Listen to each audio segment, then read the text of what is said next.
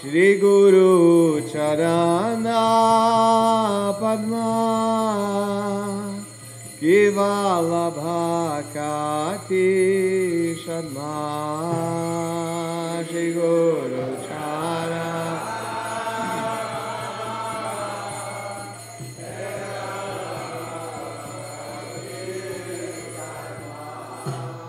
Bandhu Mui Savadana Mati Bandhu Mui Savadana Bandhu Mui Savadana Mati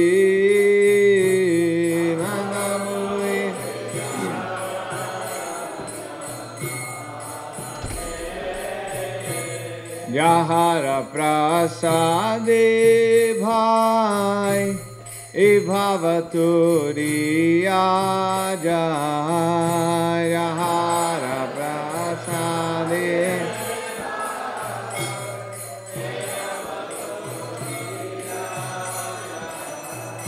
Krishna prapti hoy jaha hoy te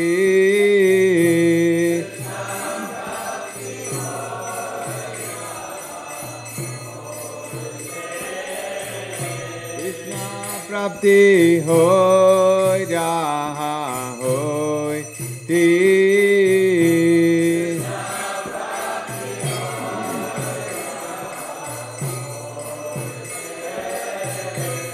Guru Mukha Padma Vakya Chitete Koriya Kya Guru Mukha Padma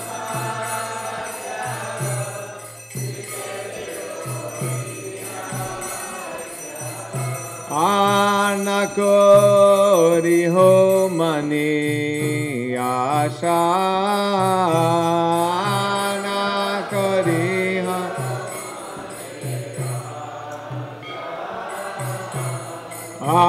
Anakori ho mani asha Anakori ho mani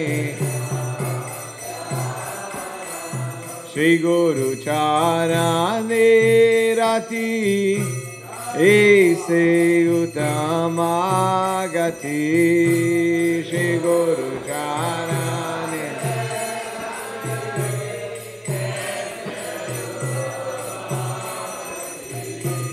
Shri Guru Charane Rati Ese Utama Gati Shri Guru Charana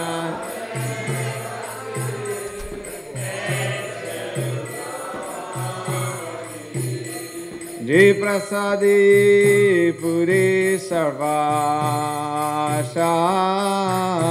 Jai Prasadi Puri Sarvasha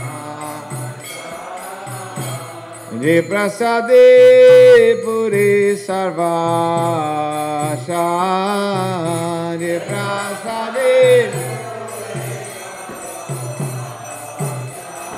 Chakudandilo Jai Jami Jami Prabhu Se Chakudandilo Chakudandilo Jai Jami Jami Prabhu Se Chakudandilo Divya Gyan Hriday Prakashito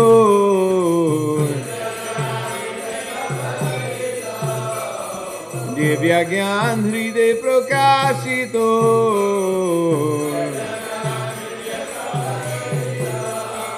Prema Bhakti Jaha Hoite Avidya Vinashajati Prema Bhakti Jaha Hoite Prema Bhakti Jaha Hoite Avidya Vinashajati Vedegai Jahara Charito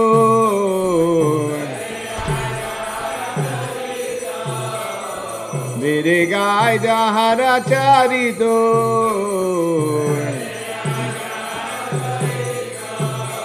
Shri Shri Guru Karuna Sindhu Adhama Janara Bandhu Shri Guru Karuna Sindhu Adhama Janara Shri Guru Karuna Sindhu Adhama Janara Bandhu Adhama Janara Lokana Lukira Divana Lokana Lukira Lokanath Lukira Divana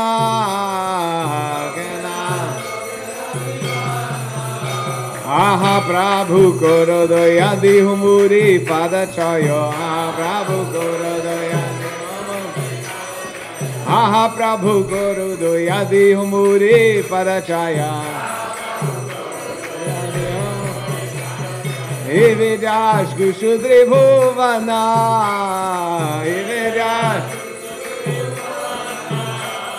Evidas Kushudri Bhuvana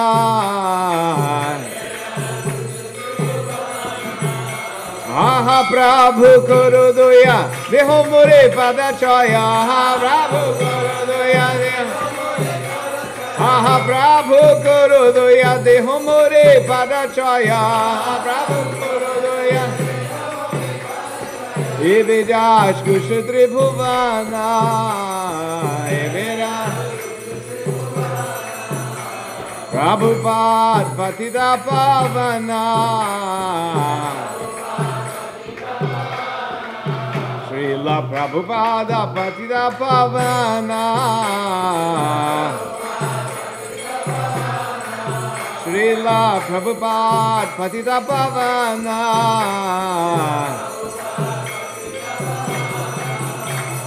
Ha ha Prabhu Kuru Doya Dehomore Padachaya Ha Prabhu Kuru Doya Dehomore Evidas Kushudri Bhuvana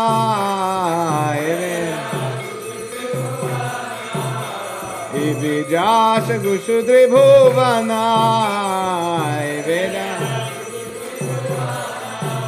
Srila Prabhupada Patita Pavana Prabhupada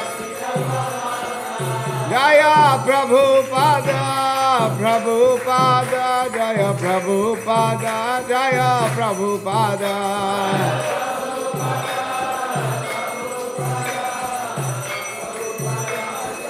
Jaya Jaya Prabhupada Prabhupada Prabhupada Jaya Prabhupada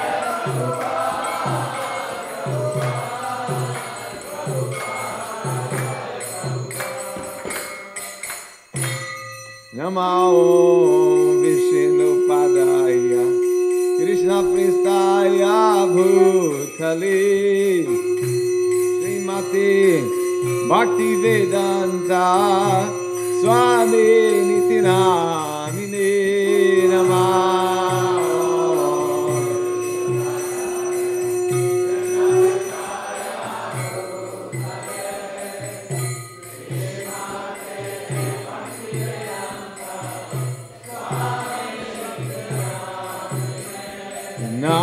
Namaste Saraswati Deve Gauravani Pracharine Nirvisesha Shunyavadi Paschacha Deshatarine Namaste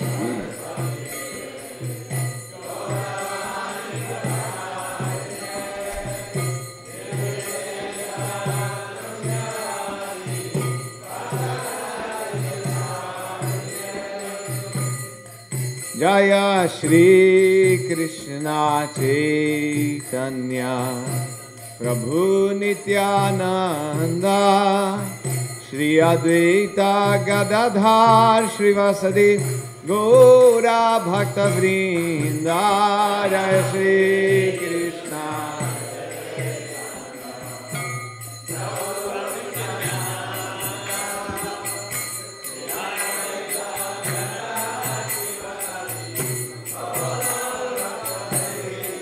Jaya Shri Krishna Chaitanya Prabhu Nityananda, Shri Advaita Gadadhar Srivasadi Gaura Bhakta Vrinda, Shri Krishna.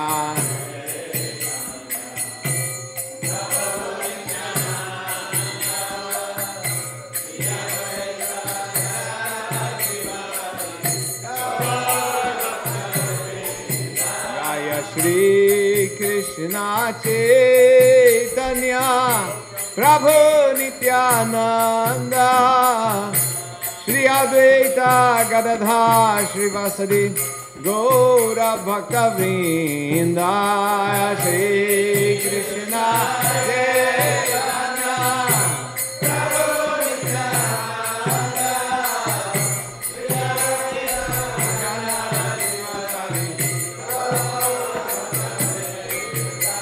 Jaya Shri Krishna Chaitanya Prabhu Nityananda Shri Advaita Gadadhar Srivasadi Gaura Bhakta Vrinda, Shri Krishna Chaitanya Prabhu Nityananda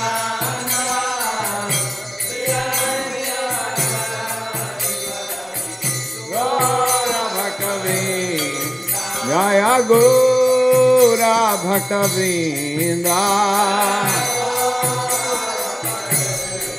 Jaya Gaura Bhakta Vrinda, Hare Krishna, Hare Krishna, Krishna Krishna, Hare Hare, Hare Rama, Hare Rama, Rama Rama, Hare Hare, Hare Krishna, Hare Krishna,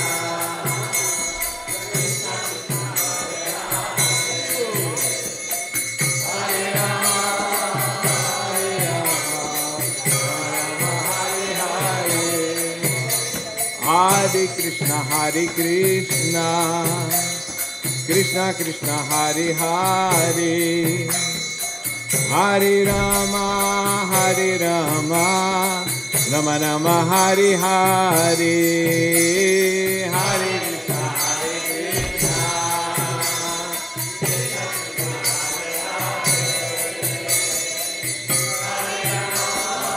Hare Rama, Rama Rama, Hare Hare, Hare Krishna, Hare Krishna, Krishna Krishna, Hare Hare, Hare Rama, Hare Rama, Rama Rama, Hare Hare, Hare Krishna, Hare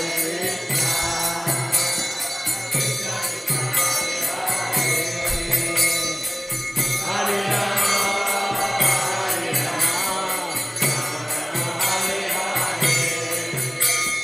Hare Krishna, Hare Krishna, Krishna Krishna, Hare Hare, Hare Rama, Hare Rama, Rama Rama, Hare Hare, Hare Krishna, Hare Krishna, Krishna Krishna, Hare Hare, Hare Rama,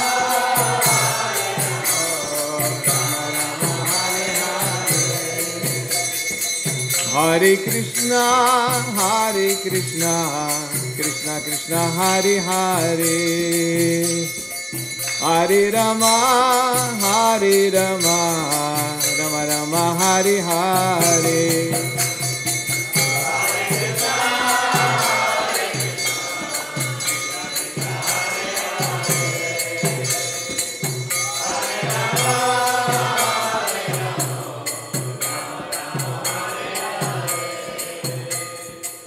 Hare Krishna, Hare Krishna, Krishna Krishna, Hare Hare, Hare Rama, Hare Rama, Rama Rama, Hare Hare, Hare Krishna,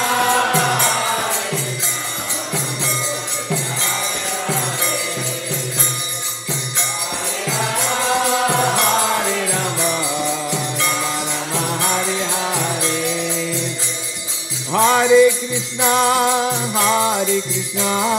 Krishna Krishna, Hare Hare, Hare Rama, Rama Rama, Hare Hare, Hare Krishna, Krishna Krishna, Hare Hare,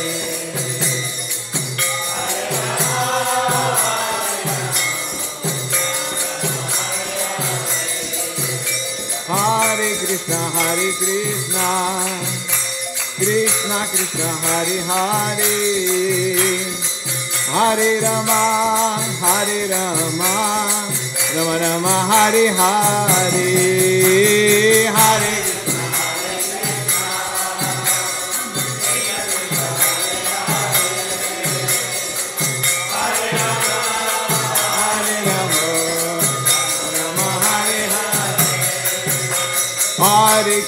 Hare Krishna, Krishna Krishna, Hare Hare, Hare Rama, Rama Rama, Hare Hare, Hare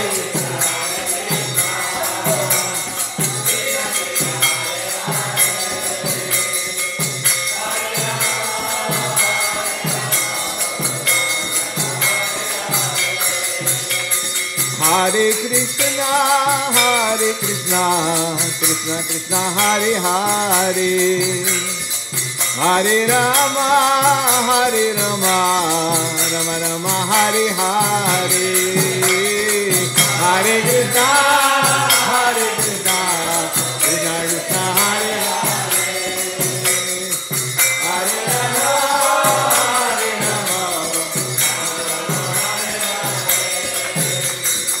Hare Rama, Hare Krishna, Krishna Krishna, Hare Hare, Hare Rama, Rama Rama, Hare Hare,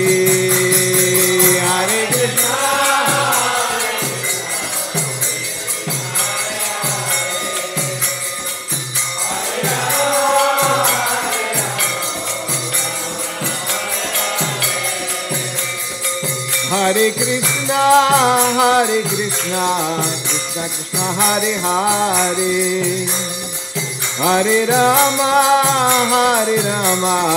Rama Rama, Hare Hare,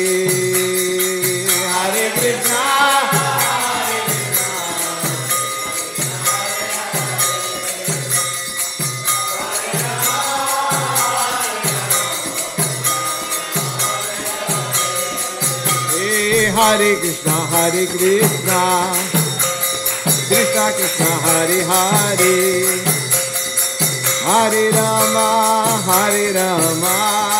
Rama Rama, Hare Hare, Hare Krishna, Hare Hare, Hare Rama, Rama Rama. Jaya Prabhupada, Jaya Prabhupada, Prabhupada, Jaya Prabhupada,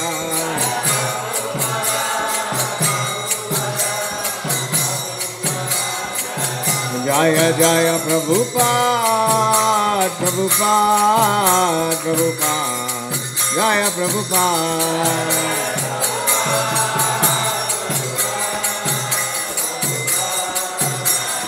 Nitai Gaura Haribol, Haribol, Haribol, Nitai Gaura Haribol.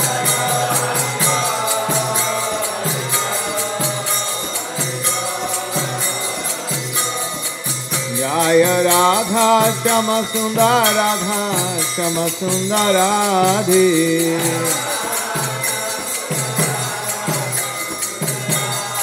Jaya Krishna Balaram, Krishna Balaram, Krishna Balaram, Jaya Krishna Balaram.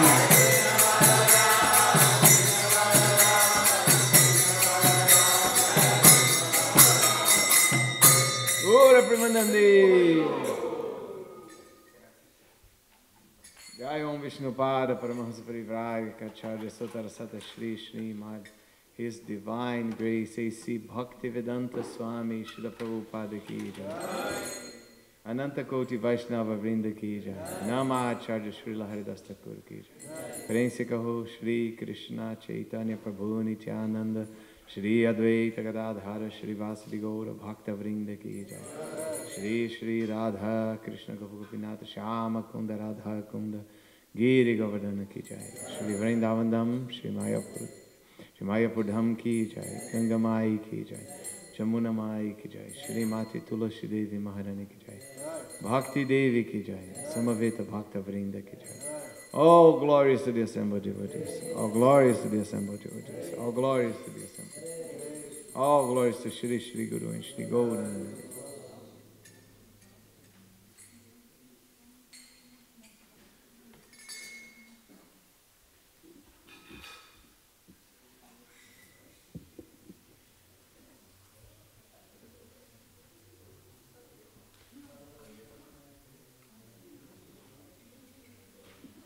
Hare Krishna. So while you're sitting down, I'll read a little bit from the new Back to Godhead magazine. This is an article of a lecture Srila Prabhupada gave in 1976 in Washington, D.C. He said, this time, Kali Yuga, is very, very fallen.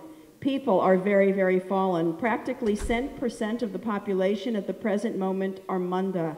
Manda means of no value, or very bad, or very slow.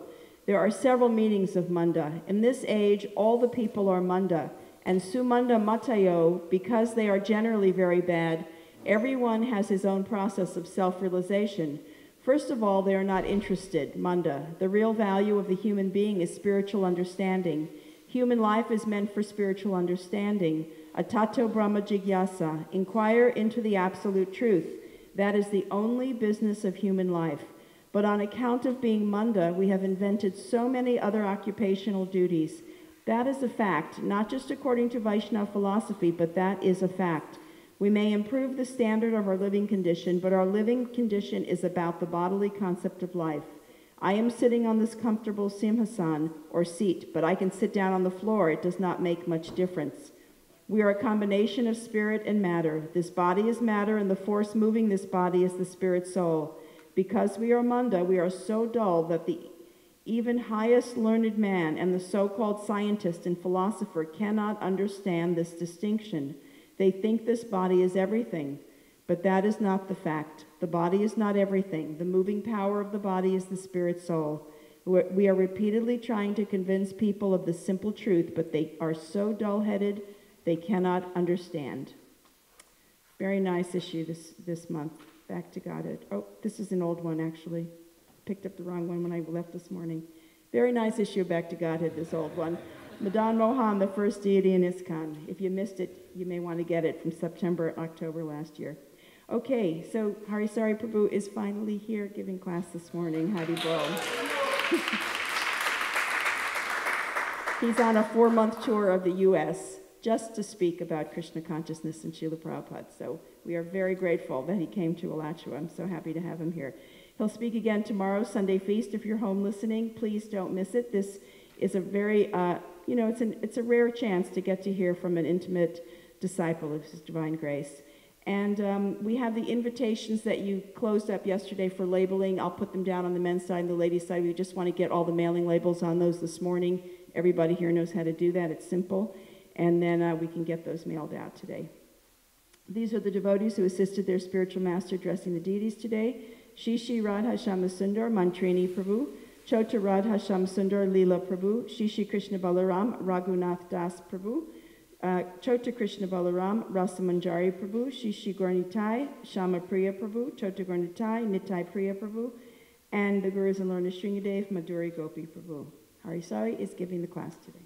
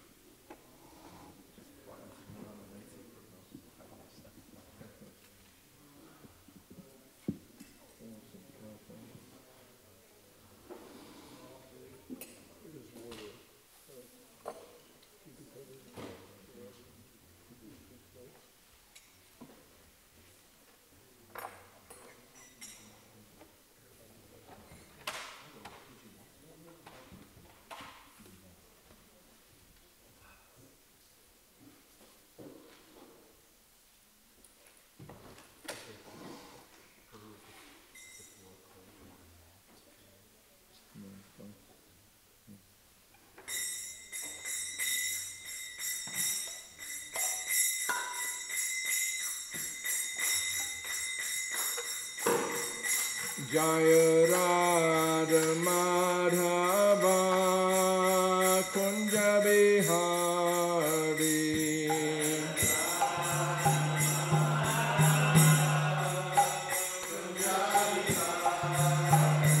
Jaya Radha Madhava Kunja Bihari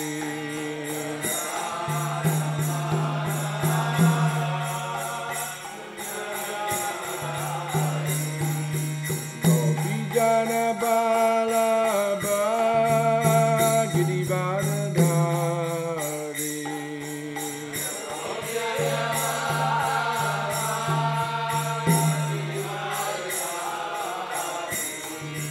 Gopijana Balaba Girivardhari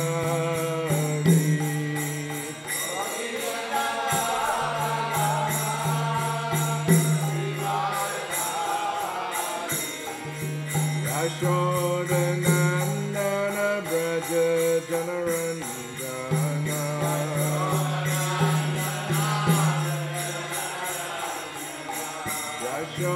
Yashodanandana Braja Janaranjana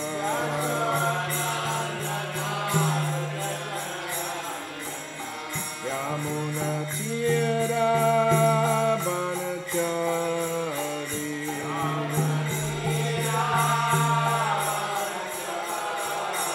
Yamuna Tira Banachari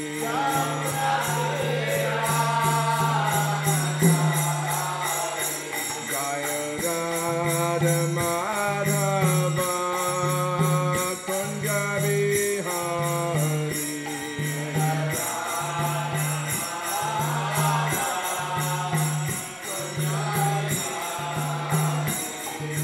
Gopijana Balaba Girivardhari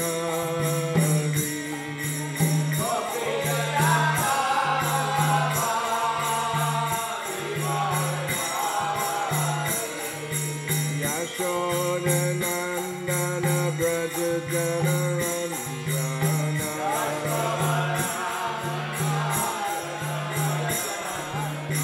Yamuna Tira Banachari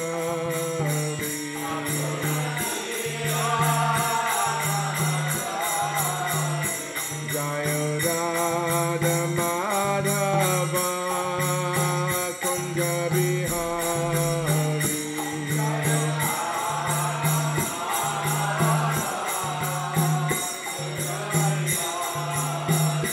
Jaya Radha Madhava Kunja Bihari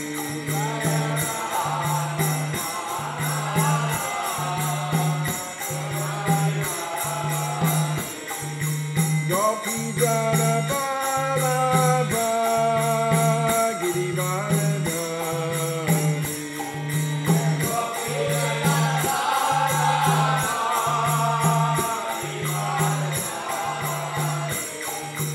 Gopijana Balaba Girivardhari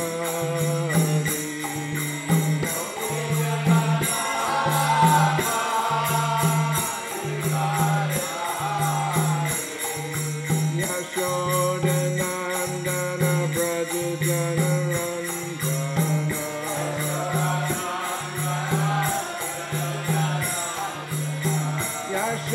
Yashodanandana Braja Janaranjana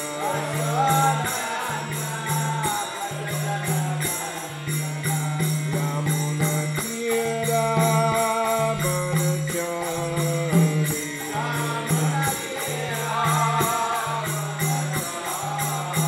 Yamuna Tira Banachari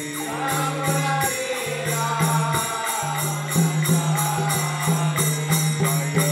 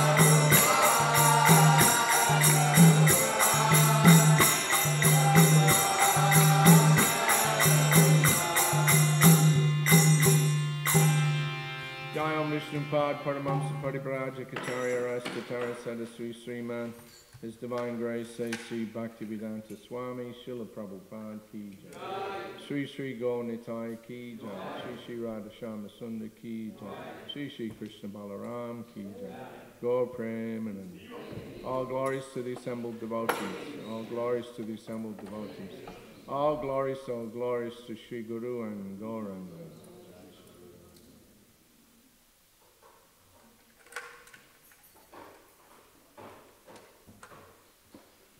Is there a book?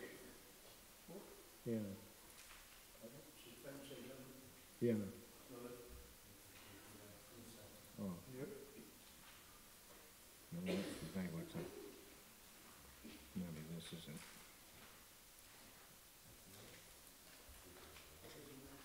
Srimad Bhagavatam.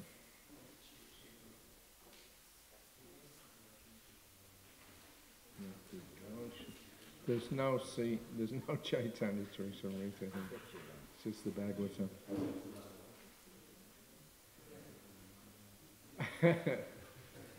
There's no board or anything? Oh, it's on there. All right. Well, I can't read that from here anyway. Om Namo Bhagavate Vasudevaya.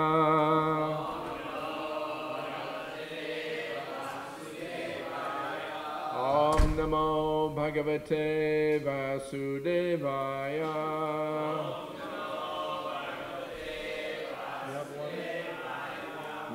Om Namo Bhagavate Vasudevaya.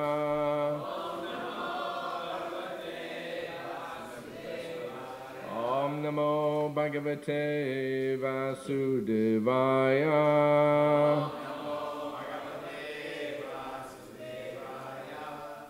Alright. What verse are we on again? 194 and 195. Alright. 193. Okay.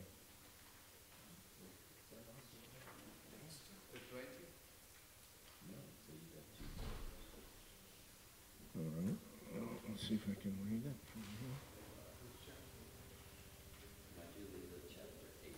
here. Is it chapter 8 or chapter 9? 8. Chapter 8. Alright, well I think I got given the wrong verse, but...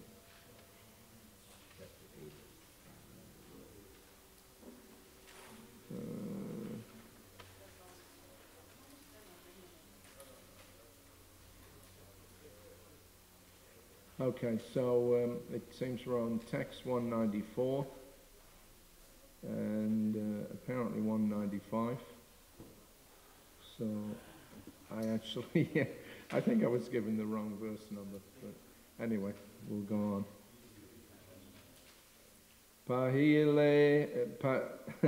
Pahilehi, is that on the board or not? Raga.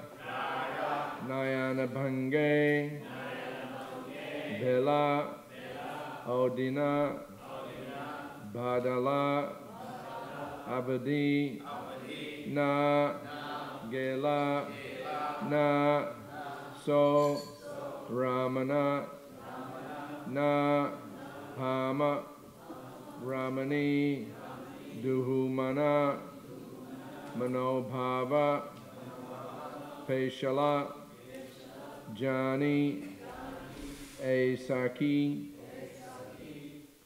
Sesaba, Premakahini, Kanutame, Kahabi, Vichurala, Jani, Na, Konjalun, Duti, Na, Konjalun, An, Donukari, Milane, Madhya, Ta, Panchabana, Ab, Sohi, Viraga, Tunhu, Veli, Duti, Su, Puruka, Premaki, Aichana Riti.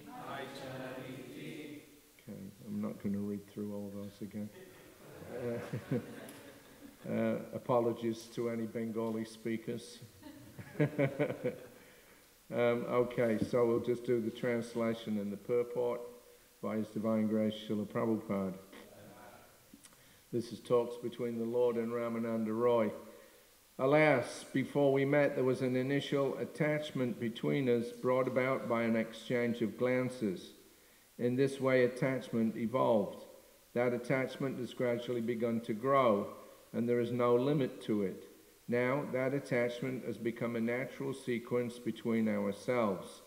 It is not that it is due to Krishna, the enjoyer, nor is it due to me, for I am the enjoyed. It is not like that. This attachment was made possible by mutual meeting. This mutual exchange of attraction is known as Manobhava, or Cupid. Krishna's mind and my mind have merged together. Now, during this time of separation, it is very difficult to explain these loving affairs. My dear friend, Krishna might have forgotten all these things. However, you can understand and bring this message to him. But during our first meeting, there was no messenger between us, nor did I request anyone to see him. Indeed, Cupid's 5 arrows were our via media. Now, during this separation, that attraction has increased to another ecstatic state. My dear friend, please act as a messenger on my behalf, because if one is in love with a beautiful person, this is the consequence. Purport. These verses were originally composed and sung by Ramananda Roy himself. Srila Bhaktivinoda Thakur suggests that during the time of enjoyment, the attachment might be compared to Cupid himself. However, during the period of separation, Cupid becomes a messenger of highly elevated love. This is called Prem Vilas Vivarta. When there is a separation, enjoyment itself acts like a messenger, and that messenger was addressed by Srimati Radharani as a friend. The essence of this transaction is simple. Loving affairs are as relishable during separation as during enjoyment. When Srimati Radharani was fully absorbed in love of Krishna, she mistook a black tamal tree for Krishna and embraced it. Such a mistake is called Prem Vivarta Vilas. And then, are we doing text 195 or not? Is that up on the board? Anyway, I'll just read this one. Translation. O my Lord, you live in the forest of Govardhan Hill, and like the king of elephants, you are expert in the art of conjugal love. O Master of the universe, your heart and Srimati Radharani's heart are just like shellac, and are now melted in your spiritual perspiration. Therefore, one can no longer distinguish between you and Srimati Radharani. Now you have mixed your newly invoked affection, which is like vermilion, with your melted hearts, and for the benefit of the whole world, you have painted both your hearts red within this great palace of the universe. This verse quoted by Ramananda Roy is included in Srila Rupa Goswami's Ujjvala Nilamani from chapter 14, 155. Hare Krishna. Okay, well, you've probably got the most unqualified person to talk on a topic like this that you can imagine. I have no idea about the intricacies of Radha and Krishna's loving affairs. They're way beyond anything that I can conceive of. But anyway, we have to draw some lessons and instruction from these verses. One of the things is that Ramananda Roy is being questioned by Lord Chaitanya. He's being prompted to speak about Krishna. And although he says, I've already reached my limit, somehow or another, he goes on talking. And he explains that actually it's not me talking, it's you talking, but you're talking through me. Although you're outside of me, you're also within me, and whatever I say is not what I say, it's what you say. So in this way, he sees himself as an instrument for the propagation of Krishna consciousness. Yeah, glorification of Krishna is a natural function of the soul, and in this material world, we lose that function. We forget Krishna, we come to this material universe which covers over our realization, it covers over our knowledge.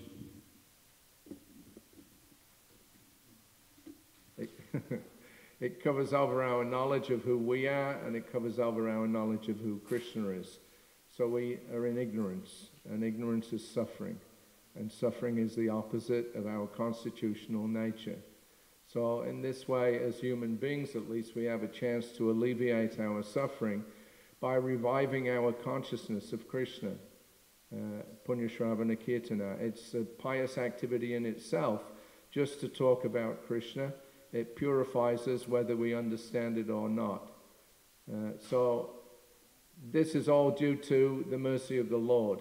Whether we're in the material world or in the spiritual world depends upon our relationship, or our sense of being, or our sense of being part and parcel of the Lord, our sense of being his devotees, our sense of whatever we are as spirit souls. We're somehow or another trapped in a situation which is alien to us. We're in this material world. It's not at all a satisfactory condition of life. And there's an impetus always to find out more happiness. That's what drives every living being. It's an impetus that drives us to communication, to association, and to exchange. That's what's explained here, is that there's an exchange that's always going on between the living being and Krishna. That's always there, whether we are aware of it or not. But somehow or another, that communication is going on. Krishna's within the heart. It's a little bit like a transcendental internet. Yeah, Krishna's everywhere. He's aware of everything. He's in the heart of every living being. And it's up to us to plug into that and realize our real natures and come back to our rightful position as lovers of Krishna and as in a situation of complete and total enjoyment. So we have to learn how to communicate with the Supreme Lord. That's what we've forgotten. Here you get this supreme, description of communication between Radharani and Krishna. Even if Krishna's not there, he is there. There's no difference between his being present and not being present. The communication is complete. And all these devices, like it's mentioned here about Cupid acting as a messenger, first of all he acts directly, and then when Krishna's not apparent, he's supposed to act as a messenger. That's another way of saying that communication, somehow or another, will always find a way. Krishna is the supreme everything. We are part and parcels of him, and we need to communicate with Krishna if we want to come back to our constitutional position of happiness. So how to communicate with Krishna is the process of bhakti yoga or sadhana bhakti. We have to practice, we have to adopt that means by which the communication channels are opened up. So, dadami buddhi yogam tam, Krishna says, for those who are dedicated their lives to me, then I give them the knowledge, I give them the intelligence by which they can come to me. Jnana dipana bhashvata, like a lamp within the heart. I enlighten my devotees, or those who wish to become my devotees, and in that way a direct communication is established.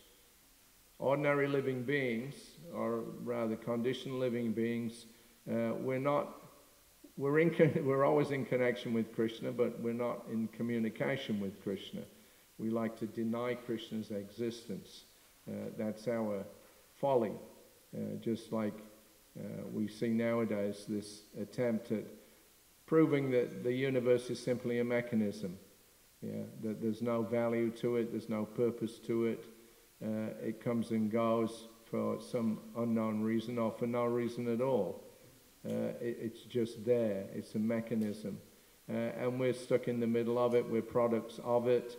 And so the whole position becomes hopeless because it's temporary and it's limited.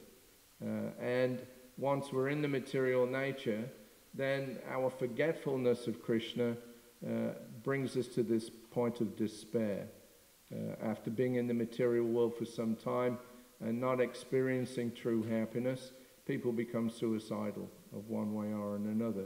You see nowadays, actually, this has become a big problem in many places. Young people committing suicide because they don't see any hope, they don't see any future, they're not taught what the purpose of life is, what life itself is. So with no goal and no direction, then they become full of despair, they give up, and they think by killing the body, they're killing the self. Not true, of course. If you kill the body, the self continues, and the same misery continues. So that's not a way out either.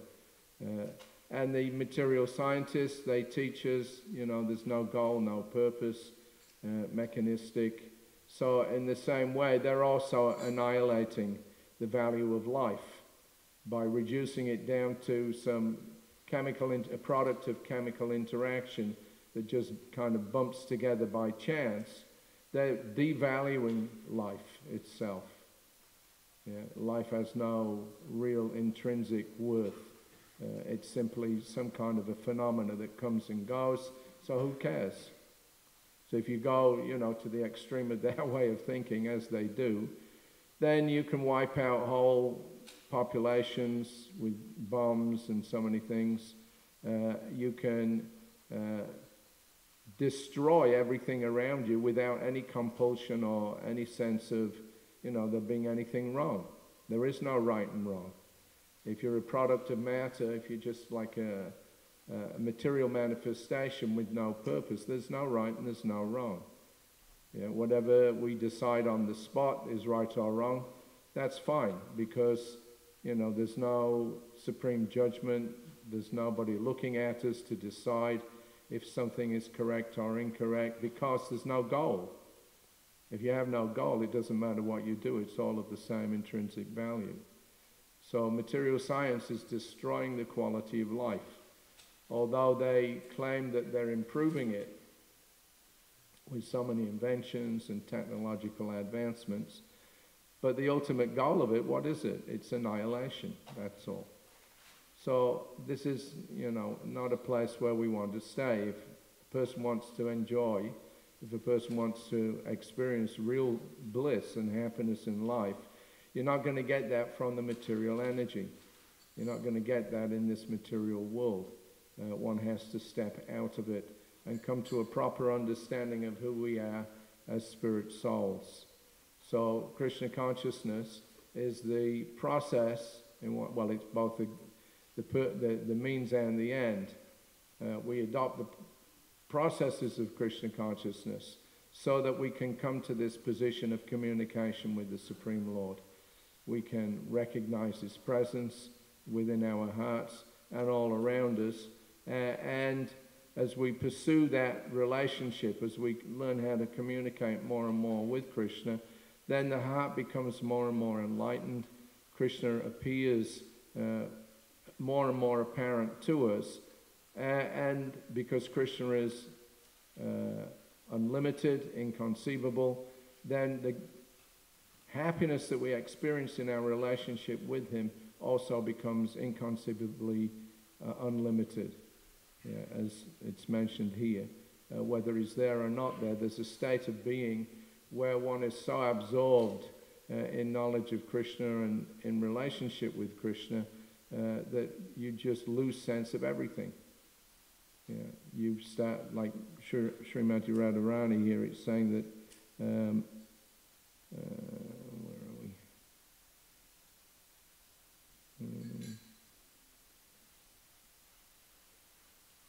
Sorry.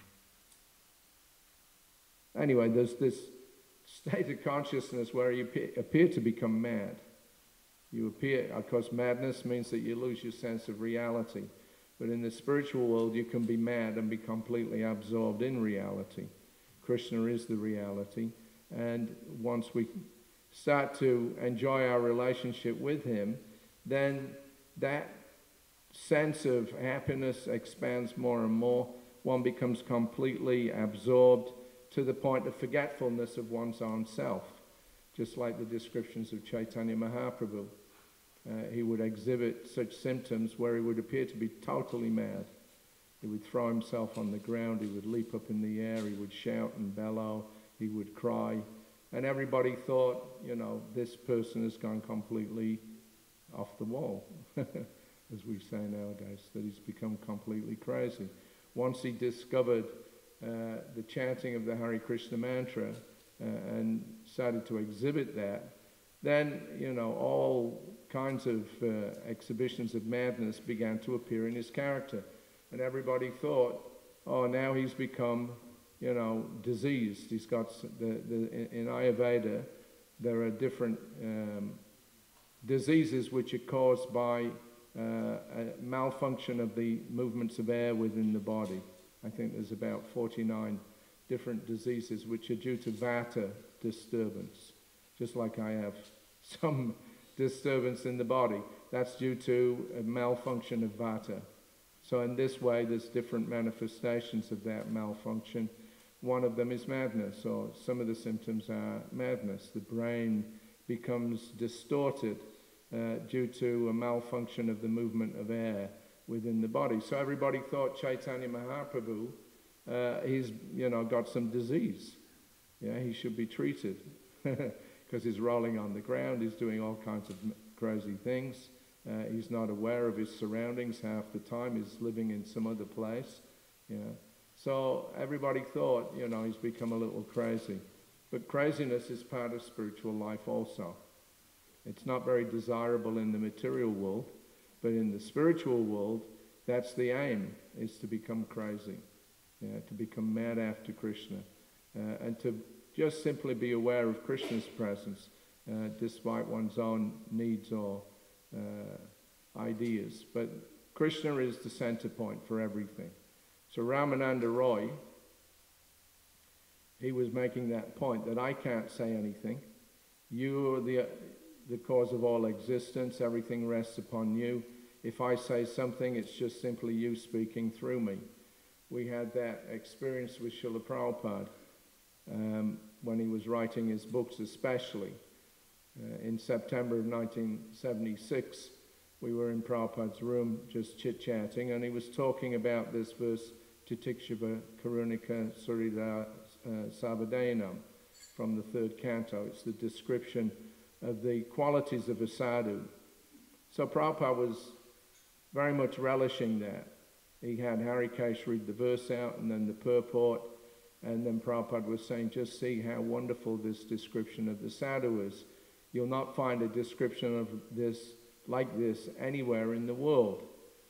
So Harikesh complimented Srila Prabhupada. He said, well, I think that there's only one person that fits this description, right?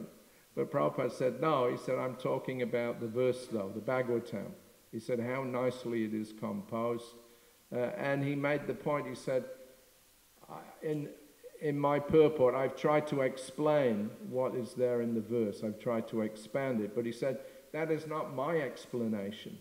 He said, when I wrote that, he said, I could write it then, but I cannot write it now. He said, that means I can understand that it was Krishna who wrote it. He said, when I say, you know, it is my writing, but I know it is not my writing. It is Krishna's writing. So he said, in this way, then we should always study the Bhagavatam. Because even Prabhupada used to read his own books. Yeah? Not because, you know, he had some ego and he wanted to see how well he'd written it and how poetic he is or anything like that.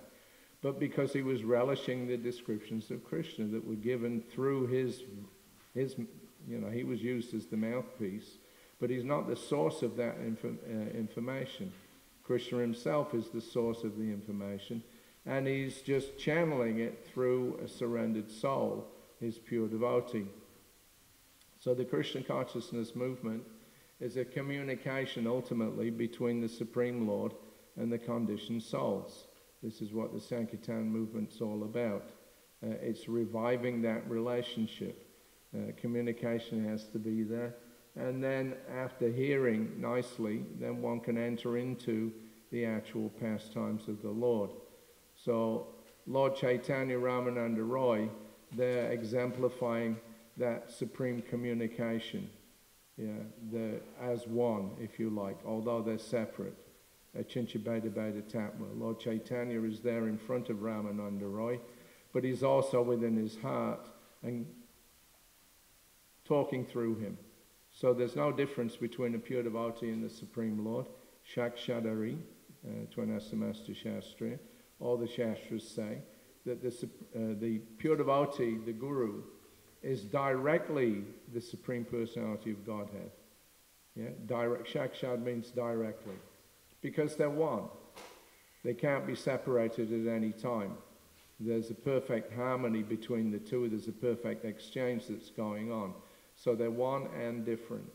And this is our philosophy, not that just like the Mayavadis, they read the Bhagavatam, or not so much the Bhagavatam, but Bhagavad Gita and other Vedic literature, because they want to somehow or another separate themselves from the horrors of material life.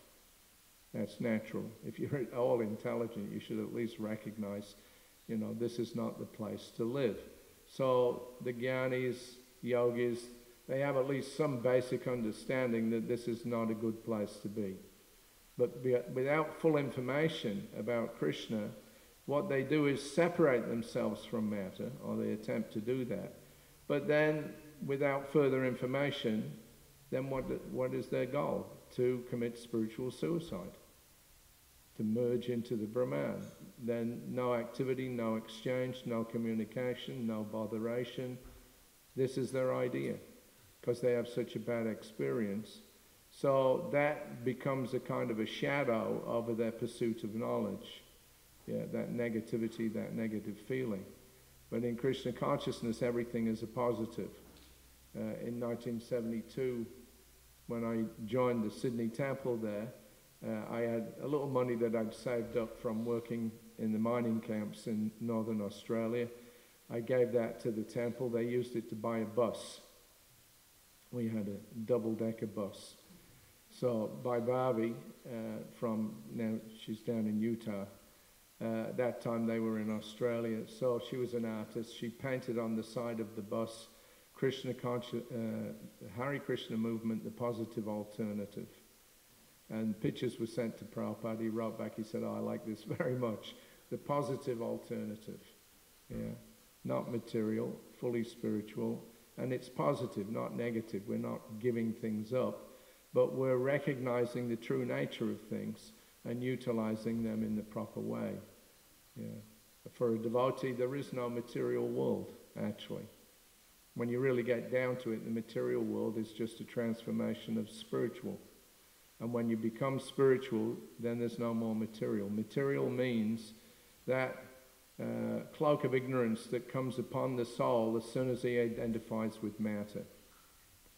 There is a material energy in the sense that there's, Krishna says, a separated energy, and it works in a particular way, but ultimately it's Krishna's energy. And in Krishna consciousness, the principle of transformation of matter is a key ingredient, just like we offer our food to the deity. That food is spiritual. It's not food anymore. It's prasadam. It's directly the Supreme Personality of Godhead in a particular form that we can appreciate. So the situation in the spiritual world is oneness and difference. The Mayavadis, they say everything is one, but they reject the differences.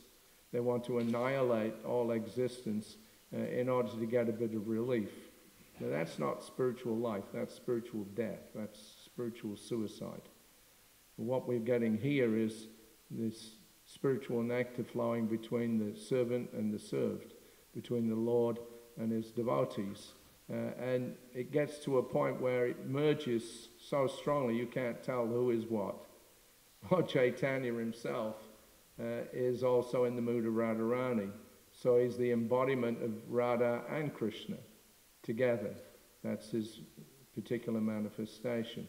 Everything merges on the spiritual platform, yes, but the differences remain. Yeah, the mood of enjoying, the mood of exchange between the Lord and his devotees is the binding factor.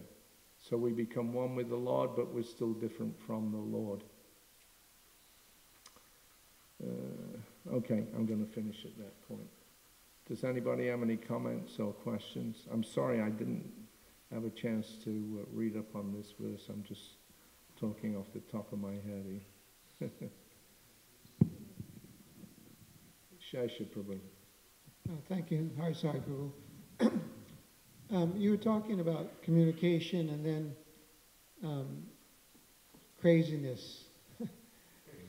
I read yesterday, it's an article that's circulating. It's basically written in some modern magazine. It's about Hare Krishnas, that they're back. The Hare Krishnas are back. Yes, and I read that. Yeah. You read that? Yeah. Essentially, it says that they shed their craziness, and now they're still there, and their ideas are influencing society. Right. I mean, is that progress? I mean, were we actually crazy? I mean, maybe we were crazy and we were doing more than we're doing now because we shed the craziness. I don't know. I'm just wondering what you thought about that. Well, I guess it's both. Yeah. In one sense, the craziness may put a few people off. Just like in Lord Chaitanya's Sankirtan party, when they would have their nocturnal kirtans at Srivasangam, they would go crackers. I mean, the descriptions that you read there, that they would just go wild with spiritual ecstasy. But not everybody could get in there, and people that were not allowed in, they would become very agitated. Oh, these people are all crazy people. This Chaitanya Mahaprabhu is driving everybody mad. He's a very bad influence. And they would, curse the devotees and criticize the devotees because they weren't allowed in. Yeah, but they could see that those that were in it had some kind of, ecstasy that was driving them mad. So they were more than a little bit. They were very envious of that. But they would condemn it because they couldn't have it. So in a similar way, when we go out, chanting, at least we used to go out chanting. I don't know whether that's still going on now. But when I saw the devotees the first time in Sydney, and I saw them, I'd never seen anything like it. Robes and saris and tilak and all this stuff. But I was attracted. I just thought, wow, these people are obviously somewhere else. Yeah. We just landed in Sydney. It was our first day off the boat. And as soon as we landed there and went, in downtown Sydney, I hated it. Because I was from a small village in England. And being dropped into the middle of this big city, really, I really didn't feel any affinity for it whatsoever. And then I saw the devotees, and I saw here they are right in the middle of the city, but totally not in it. Totally somewhere else. To me, that was attractive. I wanted to find out, who they are, what they're doing, what is it about them that's different. So my friends, some of my friends, they thought it was a bunch of crazies, singing and dancing in the street, and lots of other people do. So, we have a kind of a polarizing effect. When you become a devotee, that's bound to happen. That's a symptom that there's some spiritual potency. Prabhupada was not at all displeased when there was, resistance to the spread of the Sankirtan movement. When we had all the court cases, we had the deprogrammers. These are very extreme forms of, denial about the validity of the Sankirtan movement. They wanted to stop it. There was one state legislator from Houston. He went on the TV. This was reported to Prabhupada by Balavanta. He went on the TV and he said, this Hare Krishna movement has to be stopped. Said, it's spreading like an epidemic. Said, you know, if it goes on for another 10 years, they'll capture the government. And when Prabhupada heard that, oh, an epidemic, he said, very good. He was very well. He was really happy that it's spreading like an epidemic. So that epidemic apparently now is infiltrated in a very sublime way. That article says that people now could be devotees whilst they're still, you know, working in IT or this or that, or, you know, but somehow or another it's become mainstream. Yeah, it's been injected into the public in such a way that they're not even aware of it anymore, but they've been captured. I think that was the essence of the article, right?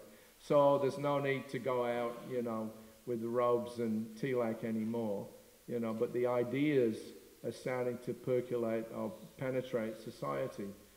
So I wouldn't think that it's a bad thing if it's a fact that society is being subliminally altered, you know, by the Krishna consciousness movement. I mean, 30, 40 years ago when we started up preaching, to be a vegetarian was a radical thing. You know, I remember, you know, growing up in England, there was one lady, Dr. Barbara Moore, and there was a picture of her. She was a vegetarian, and there was a picture of her on the front pages, clipping grass and eating it, right? And so this was, you know, what it meant to be a vegetarian. You were a rabbit, you know. You lived on lettuce.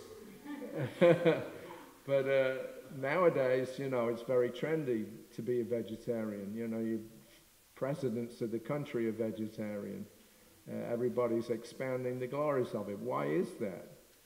That's at least some credit goes to the Krishna consciousness movement. Everybody knows we've been pushing vegetarianism for a long time. Not specifically vegetarianism, but that's the way that they see it. So, you know, some effect has been there, undoubtedly. The same thing with the idea of reincarnation. When I first started getting some idea, you know, that we weren't the body and that we reincarnated, I was trying to explain it to my friends. This was before I joined the temple, when I was still in England. And they honestly thought, this guy is losing it. You know, talking about taking birth again and reincarnation, and that, you know, this guy's completely, you know, he's taken too many drugs. I probably had, but, you know, that was the mood. But now, you know, the scores of films, Hollywood films, you know, the idea of reincarnation. People in general tend to believe that we do live beyond this body. Yeah, there's different surveys that have been taken. A vast majority of the population actually do think, you know, at least there's a possibility that we survive beyond the body. It's, you know, it's not taken as being anything unusual or crazy anymore. So we're definitely penetrating society. In 1977, Rameshwara Prabhu came as Prabhupada's secretary for 1 month in January. And he brought with him, he had this Reader's Digest. And there was some article there, you know, about reincarnation. And there was also an article about there was suddenly some kind of an increase in interest in attending church. The priests couldn't explain why. They couldn't explain why there was a drop-off. They couldn't explain why there was an increase. But there apparently seemed to be a general trend towards religion. So Rameshwara mentioned this to Srila Prabhupada, and we asked him, is that because of the Sankirtan movement? You know, this interest in a mainstream magazine like Reader's Digest, you know, talking about reincarnation. And then this other thing about, you know, religion becoming more popular again. And Prabhupada said, yes, this is a direct result of our Sankirtan activities. So people get influenced in different ways. The most powerful influence, of course, is spiritual. Not everybody will recognize the value of it at the beginning, but if you get a reaction of some kind or another, that's good. It means it's actually affecting them. They might initially resist it, yeah, but why do they want to resist it? Because they feel that it's imposing on them. It's having an effect on them. They don't particularly want it, and therefore they're negative towards it. But the power and strength of it is still there. So that article is good in one sense. I think, it's explaining how the ideas that are there in devotional service are starting to penetrate. The yoga schools.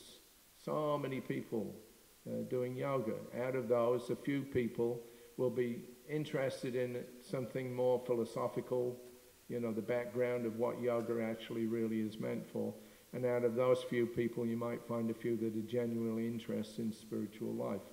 But on the other hand, yoga itself, the idea of yoga has become fully mainstream. Everybody does it.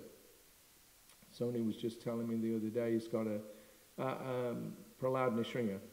He was saying yesterday that he's got a friend in Germany, and this man teaches yoga to the German World Cup soccer team. And they're flying him to Brazil to teach, so they can do their yoga exercises before they go out on the pitch. It's become so mainstream. Again, 40, 50 years ago, most people couldn't tell you, I couldn't tell you, the difference between yoga and yogurt. Right? All sounded the same to me. I had no idea about any of it. Everybody knows about yoga now. So something's happening. I think it's a testimony to the manifestation of Lord Chaitanya's prediction that ultimately, the Sankirtan movement, the Lord's names, chanting of the Lord's names, will go all over the world. So Prabhupada started that process. In the early days, it seemed very, very radical. But now it's not radical at all. So, we have to take some credit for that. I wouldn't say it's a bad thing, but at the same time, we need to maintain, our identification. We don't want to just kind of subliminally merge, and become invisible either. I think that's a concern. But we want to keep up our visible identity as devotees so that people, when they see us, they think of, oh, there's a Hare Krishna. Not that they don't notice you. We want to be noticed. Yeah, this is a preaching mood. Yeah, you want to be noticed. You want people to pay attention. And Prabhupada, he knew that allowing his disciples to dress up in dhotis and saris and tilak and, this will create, what's it called? Not a polemic, a confrontation, if you like, in some senses, with the mundane people. It's confrontational, but that confrontation is not bad. It's a good thing. It challenges people and opens them up and makes them question. As soon as the tendency to ask questions is there, then you're in. Yeah, it creates an opportunity. So, either way, whether it's subliminally spreading or, whether it's, like a head-on confrontation, I think anything that's connected with Krishna is good. When Prabhupada saw, bad publicity about the Hare Krishnas are this, the Hare Krishnas are that, Hare Krishna, he said, so, they say Krishna is bad, but it's saying Krishna is bad is also good. Because at least he's saying Krishna. So, we're preachers. That's what Prabhupada trained us up to be. To get out there and present Krishna consciousness, challenge people. Yeah. When Prabhupada came to the West, he had this little advertising leaflet which he was going to give out to everybody. Srimad Bhagavatam, India's message of peace and goodwill. 60 volumes of elaborate English translation. And then, he put for scientific, all over the world, for scientific knowledge of God. That was in itself a challenge. To just say scientific knowledge of God, it's like an oxymoron to some people. You take two words and put them together and they're directly opposite. So how can you have science and God in the same breath? But Prabhupada was determined to show that. He was going to challenge anybody. And he knew that by advertising that this is a science, he's challenging the biggest brains in the world. who say that science is, you know, one thing. Science is anything that you know minus God. That's their idea of science, ultimately, like Richard Dawkins. You know, he claims to be a scientist. He's using his background in science to be an atheist. It's just, you know, it's a tool to put down people that believe in God. So Prabhupada, you know, he was trying to bring about the opposite effect. That if you want real science, you have to come to the Bhagavatam. This is the only place where you'll find actual descriptions of the true nature of the universe, the true nature of the self, and beyond. So it was, you know, it's a head-on challenge. But we shouldn't shy away from challenges. Rather, we should relish it. I saw when Prabhupada heard about, you know, the arrest of Adi Keshava and Tridas in New York, immediately his response was, you know, he got really fired up. He immediately called all the heads of the temples in Vrindavan, you know, to his rooms. He showed them these rascals. Now they're saying Krishna consciousness is brainwashing movement. So he said, now you all sign this petition, you know, we'll send that to the court as evidence that this is bona fide. So as soon as there was a challenge, Prabhupada became more energized. And he was very happy. You know, yes, now the poison has been administered. Yeah, the fire has been set. You can bring so many fire engines, but you will not stop it. That was his mood. So, you know, this idea of, I know this has become a big debate recently, over the last few years, about whether we should be wearing devotee clothes or not, etc. But Prabhupada, you know, saw there was a utility to that. Yeah, be seen, be bold. Don't worry if people get disturbed by seeing that you're different from them. We want people to know there's a difference. Yeah. We want people to be challenged. It gives us an opportunity to get in there and start talking. Yeah. Communication, that's what it ultimately gets down to. You know, the principle of Krishna consciousness is communication. Yeah. Either with Krishna or with his parts and parcels.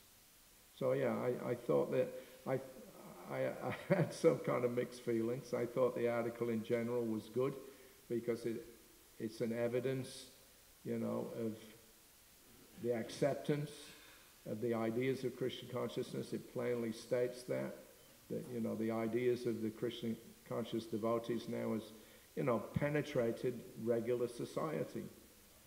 But on the other hand, you know, the denial or, you know, the attempt to kind of, you know, shy away from the so-called more extreme expressions of Krishna consciousness, going out and dancing on the street all day, you know, that is not so good. I don't think that our director of communication, you know, should be, he shouldn't have it in his mind that there's something wrong with, you know, dressing up as devotees and being seen to be different.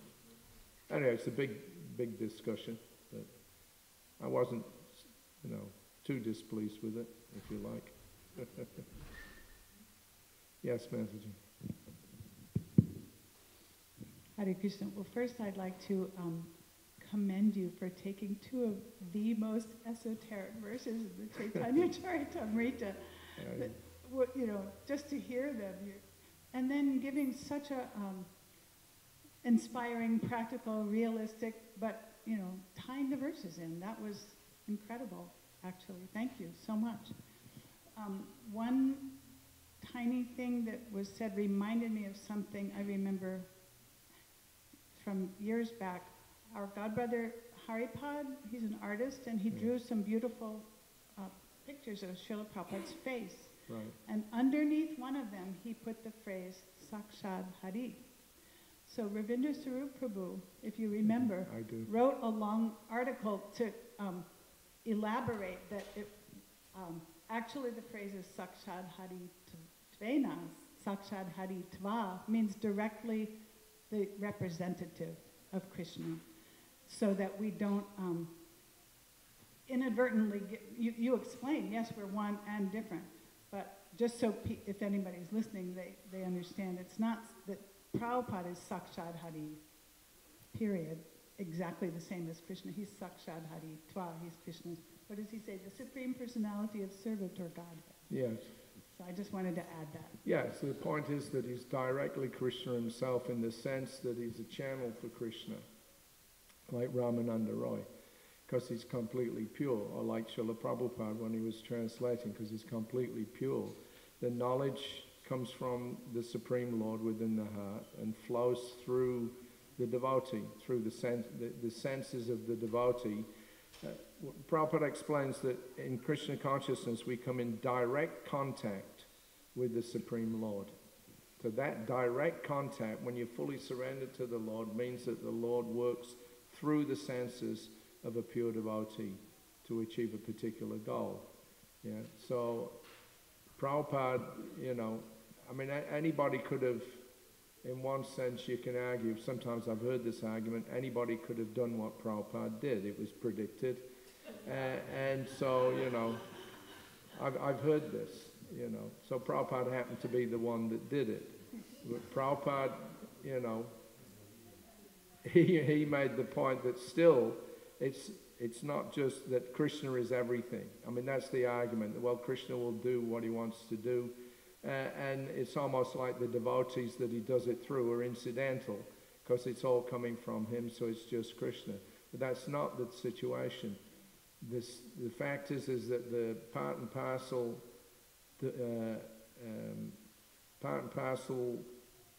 souls, particles of Krishna, still have to cooperate and surrender to him.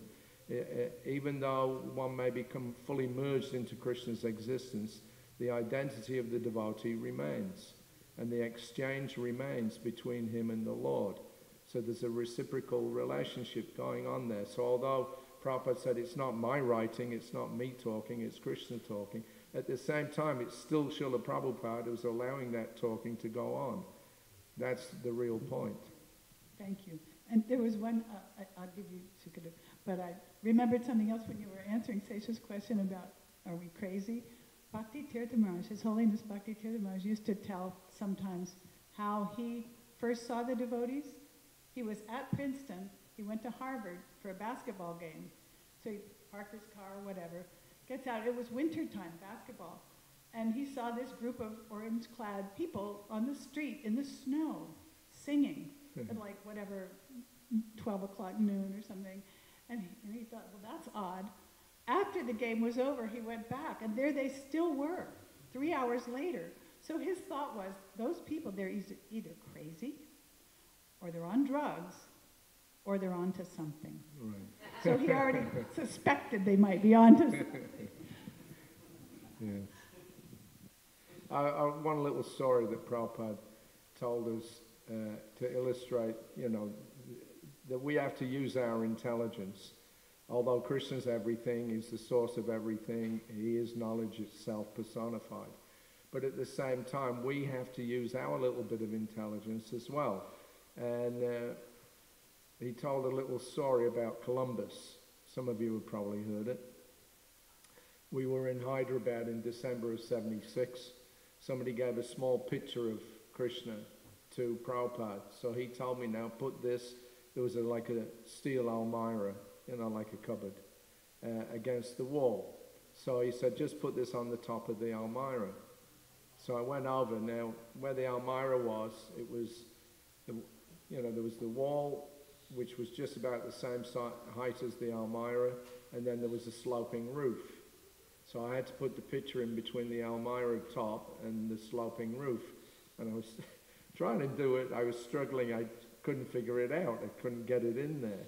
Then Srila Prabhupada just walked over, took it off me, and just, boom, in 1 second, he did it. He put it right, and it was standing on. I couldn't figure out, how did he do that? And then Prabhupada laughed. He said, everything requires a little intelligence. And he said, you know the story of Columbus and friends? So I said, no.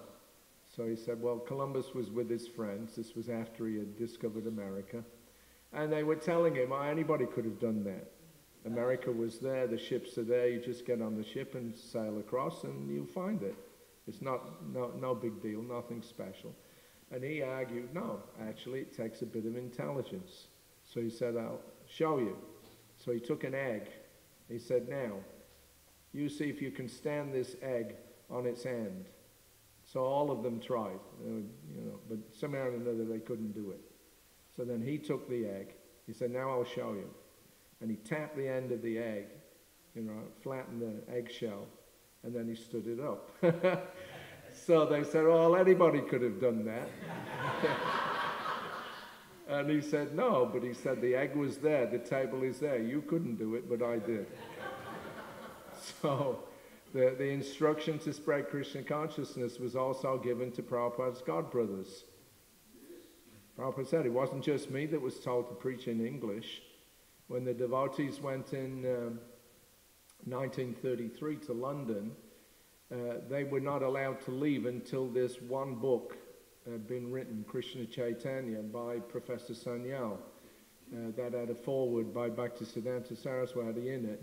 So that was in English. It was, almost like Prabhupada's teachings of Lord Chaitanya in one sense, but, it was like an overview of the Krishna consciousness philosophy and movement. So Bhaktisiddhanta Saraswati wouldn't let the devotees go until they had that book. It's in English.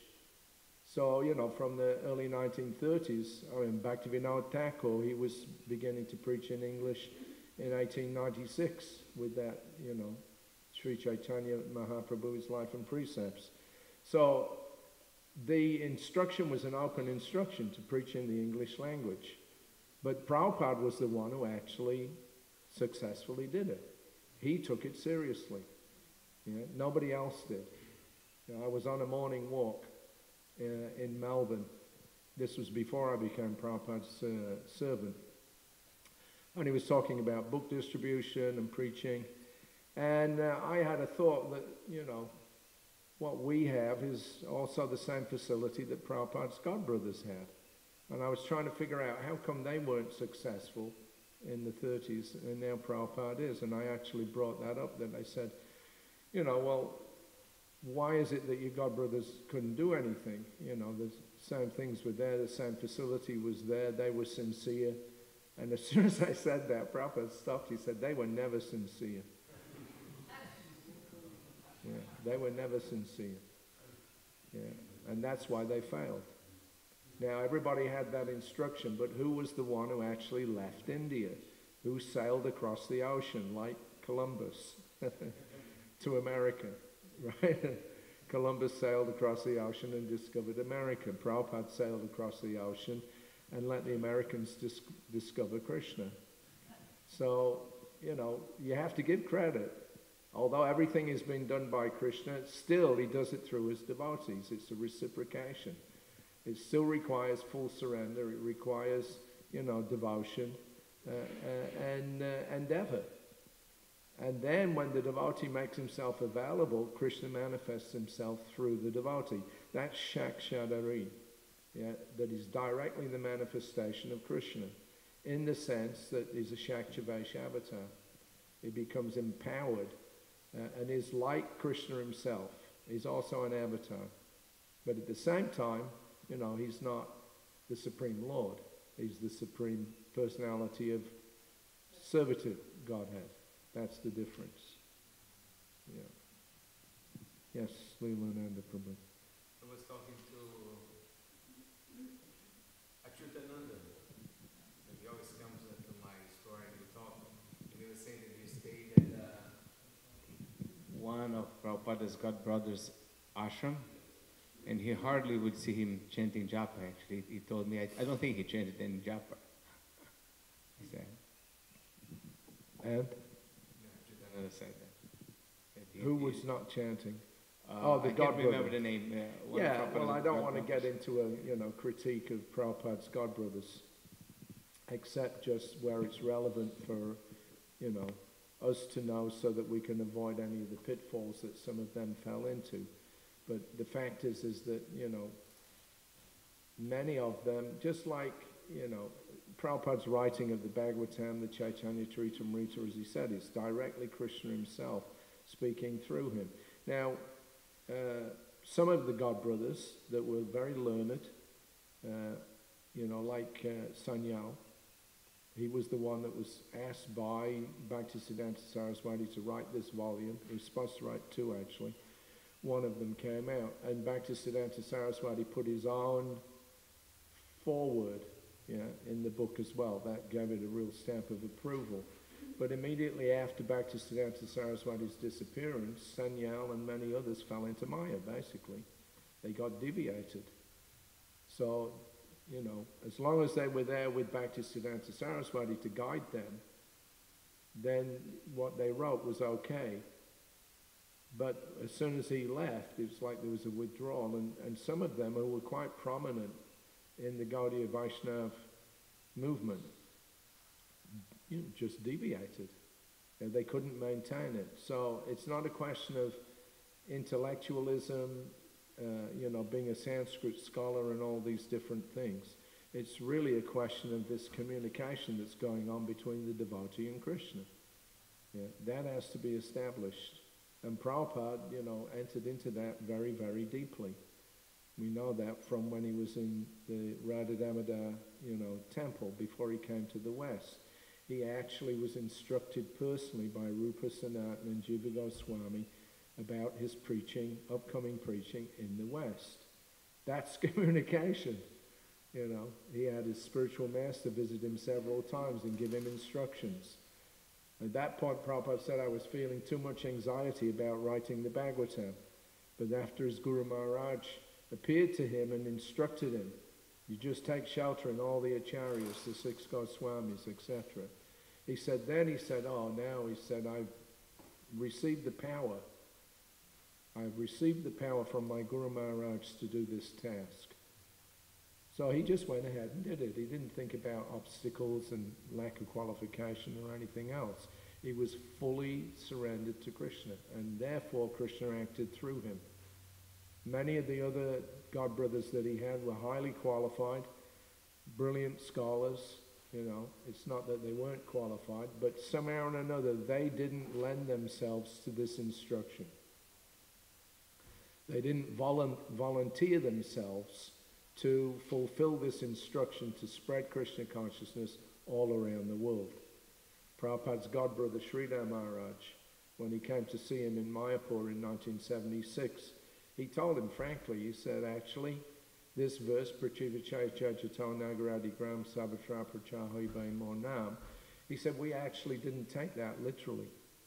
We were thinking this is, some poetic glorification of the holy name, that it will go to every town and village in the world. But he said we never imagined that it would that it meant literally every town and village in the world. We were thinking maybe all over India. But he said, now you've actually done it. So he said, now we can understand. He said, you are the real Acharya. So he recognized that. But he had the opportunity himself. He was asked, actually, he was one of the ones that was first asked to go to the West. This is not a criticism, it's just a, retelling of the events. But he declined to go. He didn't like to go. And when Prabhupada was in Radhakund in 1935, during Kartik, he spent about 10 or 12 days there. Sridhar Maharaj was also there. They were very close friends. And Bhaktisiddhanta Saraswati was encouraging Prabhupada to go out and preach. So as he was, encouraging him, he pointed to Sridhar Maharaj because he knew that they were, close friends, and he said, and you drag him out and make him preach with you. That's the exact words that Prabhupada told me. He said, you drag him out and make him preach. He is very qualified, but he does not like to preach. So, very qualified. Keshava Maharaj, very qualified. Madhava Maharaj, so many of them were very qualified. But how many of them were that qualified that they gave up everything, all alone, right, and sailed out at the age of 70 years to do what was a seemingly impossible task? Only Prabhupada. So you have to give credit. Yes, Krishna is the doer, we are not the doer. It doesn't mean that there's no credit due to a devotee that does things on behalf of Krishna. Because Krishna is the doer through his devotees. That's the point. What Krishna does, he does through his devotees. And those devotees who are surrendered to Krishna they get that credit. So Prabhupada gets the credit. Columbus. All right, we'll finish there. Srila Prabhupada ki jai.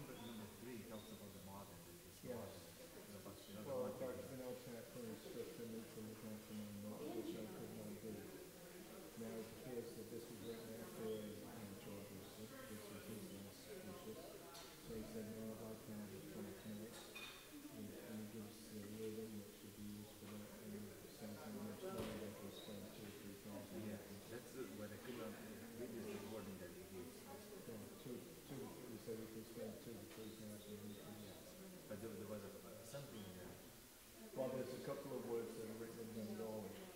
So apparently, whoever wrote it down, whoever didn't know the translation in English. So we got it down in Bengali. I think it's the name of this movie. Also, do you know anything about what is that? I heard it read somewhere. Actually, about Siddhartha went to church. She used to have no bed.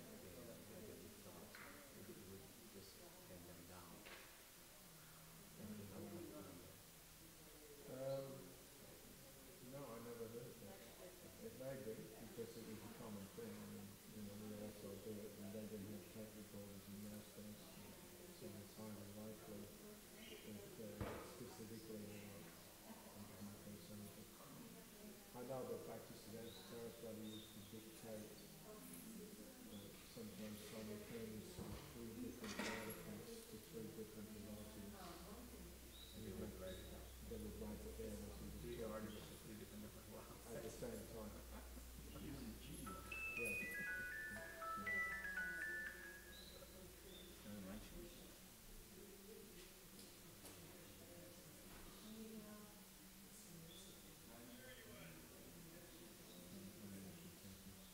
Anyway, how many days you can be on Tuesday, I think, or later on Wednesday. So maybe one night in the morning we talk about Prabhupada's class. That's, I think it's a Monday evening session. Yeah, so we're going to do that. Yeah, thank you for sharing. I was going to ask something about Prabhupada. It's good of you to share about it.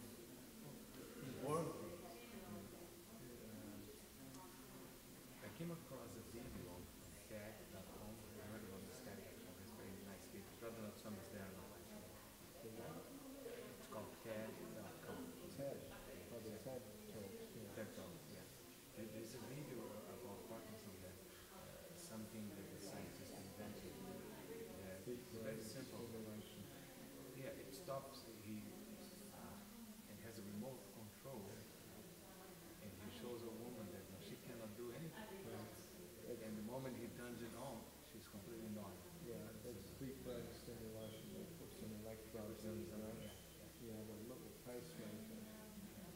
puts it under your collarbone and it gives some electrical signal that stops you from shaking. That's I saw a specialist in Bangalore 2 years ago. They do that there.